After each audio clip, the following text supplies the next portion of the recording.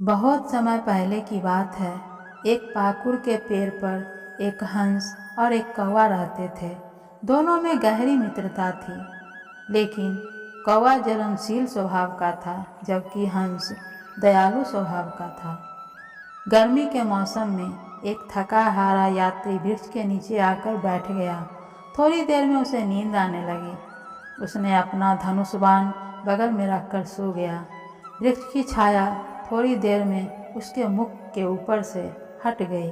सूरज की तेज किरणें उसके मुख पर पड़ने लगी। यात्री विचलित होने लगा। यात्री को विचलित होते देखकर हंस को दया आने लगी। वृक्ष पर बैठे हुए हंस ने विचार कर अपने पंखों को पसार फिर उसके मुख पर छाया कर दी। गहरी नींद के कारण उसने अपना मुख खोल दिया।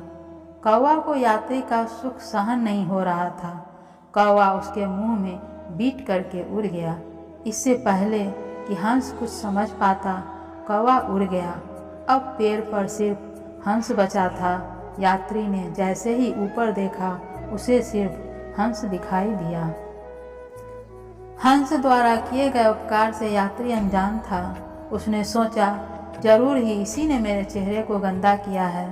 यात्री ने गुस्से में सोचा, इस दुष्ट को दुष्टता की सजा अवश्य दूंगा। ऐसा सोचकर यात्री ने हंस पर बाण चला दिया। हंस तो जानता भी नहीं था कि बाण क्या होता है।